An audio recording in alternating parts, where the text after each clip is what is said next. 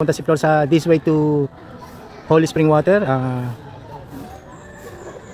Doon sa kabila.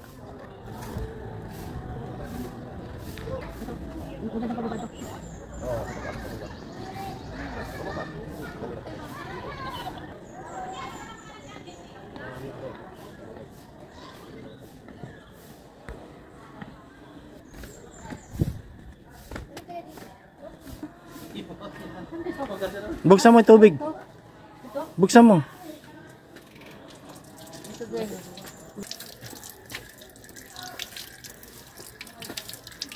Okay. Danda ka balik. Ang dandi. Ikaw naman dito. Papunta tayo doon. Ha? Saan?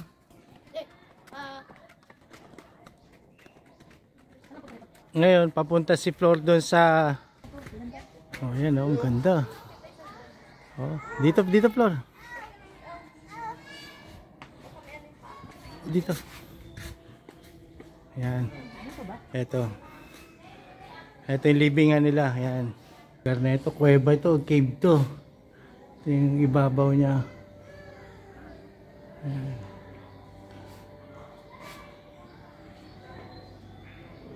Doon naman tayo sa taas. Ito si Flor. Ito na. Ay guys. Ito yung grotto ng San Jose del Monte, Bulacan guys. Diba? Maganda siya.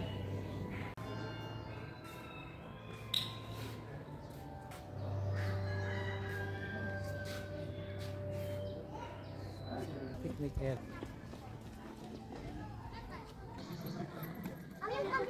So, pupuntahan namin ngayon guys yung libingan dito sa loob mismo ng grotto.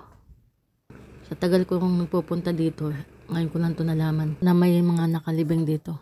Hindi ko lang alam guys kung sino yung mga nakalibing dito. Baka mga pare na namatay dito.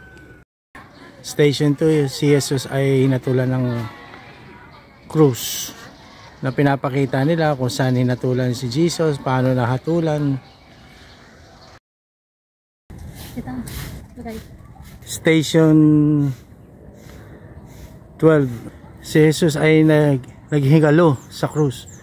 Ito yun, ito siya. Mga santo. Nandyan sila, tatlo yan sila. Mama Mire. Jesus, nandito yung isa. Napanood natin sa TV yan guys. Ito mga napapanood natin. Pangatlo. Dati nung dalaga pa ako, madalas kami dito ng kapatid ko at kasama namin yung mga kaibigan namin. Ika-13 istasyon. Si Jesus ay hinugod sa krus at nilagak sa kandungan ng kanyang ina. Yan, guys, tinanggal siya dun sa pagkapako niya sa krus.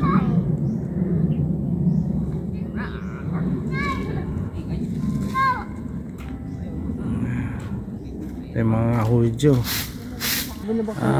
libingan, nilagak sa libingan.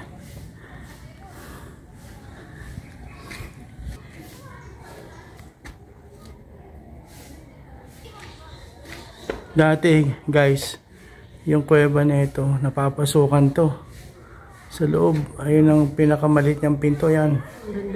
May nado si Jesus nakahiga. Ang ganda niya. Nakapadlock na lang siya ngayon. Hindi na makapasok tayo sa loob. Sana makapasok tayo. Ang ganda tignan doon. Ito na si Flor. Napagod na. Nakakaikot.